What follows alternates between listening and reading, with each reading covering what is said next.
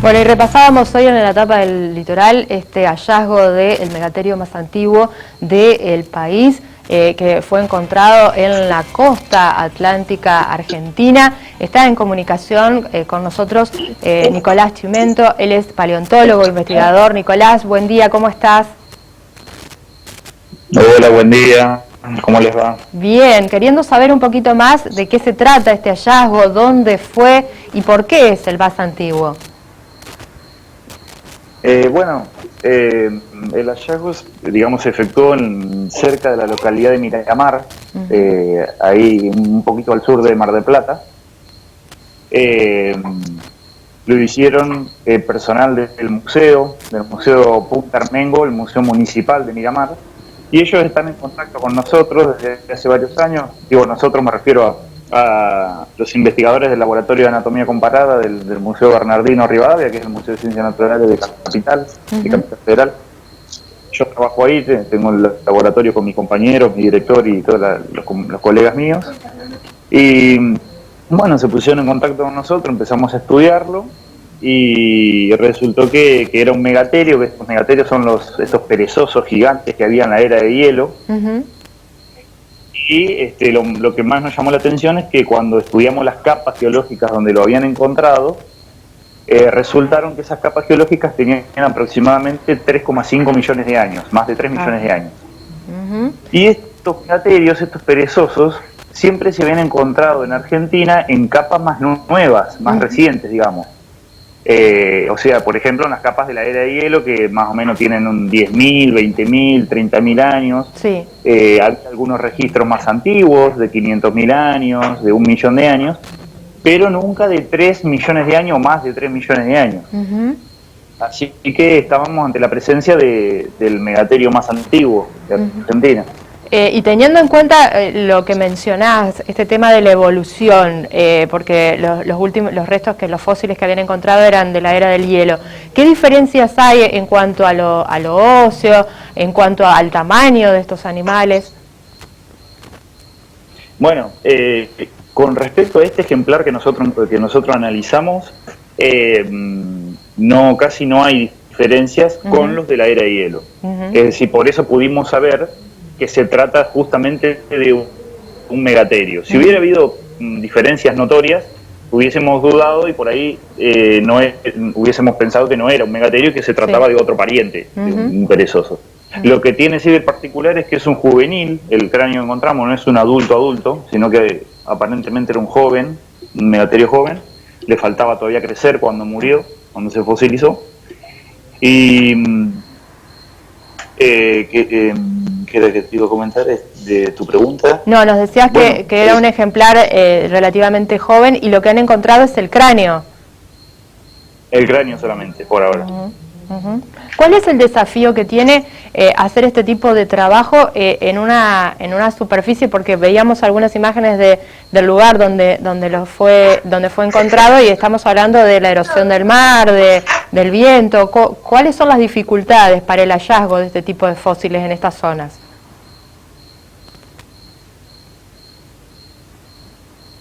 Nicolás.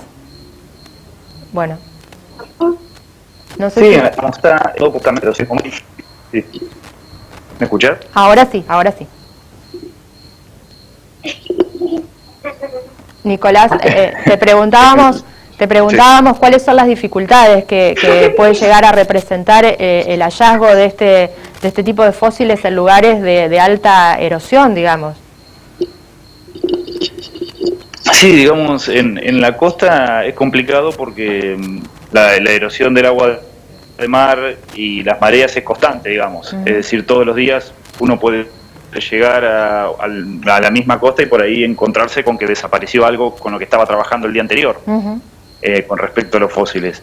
Incluso la erosión en la costa causa desbarrancamientos, ¿no?, de la misma barranca, entonces con el tiempo pueden ir desapareciendo ciertas zonas de las capas geológicas o por ahí si uno está sacando un fósil demasiado grande y no se apura, digamos, entre comillas, el agua del mar se lo puede llevar. Vemos ahí, Nicolás, que estás acompañado por por un niño. ¿Él comparte la misma pasión por la paleontología? Sí, de mi nene mayor, que es está un poco recién levantado y se pone... Sí, a él le gustan los dinosaurios también, no tanto por ahí como otros nenes, porque lo debo tener un poco cansado yo, pero sí, le gusta. Veíamos incluso, te preguntaba por este tema del megaterio, obviamente es un hallazgo más que importante, pero hubo muchos en este último tiempo de restos fósiles de este tipo de animales prehistóricos que encontraron en la zona de la costa. ¿Lo sorprende? Sí, además los megaterios eran muy comunes durante la era de hielo, no en estas capas tan antiguas como las que publicamos nosotros, pero durante la era de hielo eran bastante comunes y se han encontrado esqueletos completos en muchas localidades, en Santa Fe incluso, en Entre Ríos. Yo vivo acá en Gualeguay y acá en el río Gualeguay se han encontrado restos de megaterios. En Santa Fe se han encontrado en varios ríos, en el Salado, en el Saladillo, y después después en provincia de Buenos Aires hay esqueletos armados completos en el Museo Bernardino Rivadavia, en La Plata, en Castelli, en Mar del Plata. Eran bastante comunes. Pero bueno, el tema de este descubrimiento es que este hallazgo, al tener 3,5 millones de años, la incógnita que pone, digamos, en boga de la cabeza de los paleontólogos es dónde habría sido el origen de los perezosos gigantes, de los megaterios. ¿Por qué? Porque hasta antes de esta publicación, los megaterios más antiguos eran de Bolivia, de la zona de la Cordillera Alta.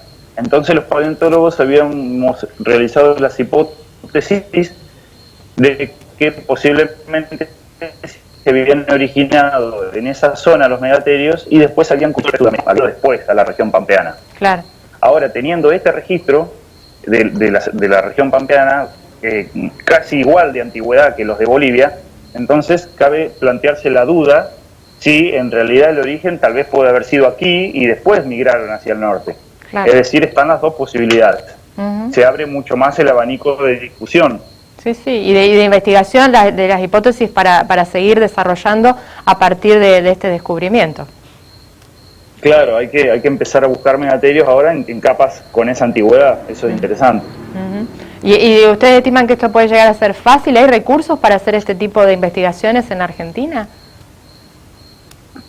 Sí, ahora hay recursos.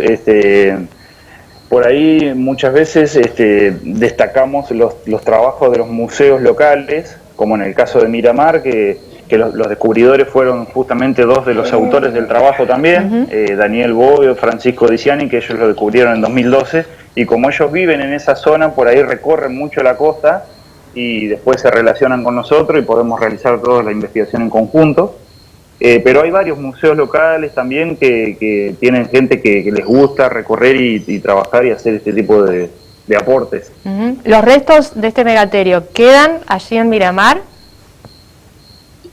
Sí, los restos, digamos, cuando uno los estudia, lo que puede hacer, en el caso mío, por ejemplo, que yo tengo lugar de trabajo en Capital Federal, yo puedo pedir un permiso para estudiarlo y me lo puedo traer al laboratorio para estudiarlo. Después de un determinado tiempo, ese permiso expira y tengo que devolver el material al museo que corresponde. Que en general, por ley, en Argentina, tiene que ser el museo más cercano al lugar del hallazgo.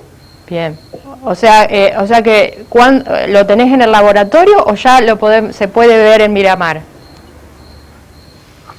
No, ese no necesité traérmelo al laboratorio. Fue uno de mis colegas hasta Miramar, lo midió, le sacó fotos, todo, y quedó siempre allá. Así que ya está allá en exposición. Bueno, así que si hay algún santafesino que va a visitar aún en esta época de vacaciones la costa, quizás se pueda acercar hasta el museo y ver estos fósiles del megaterio más antiguo de la Argentina. Gracias por este contacto, Nicolás. Bueno, gracias a ustedes por contactarse. Que tengas buen día.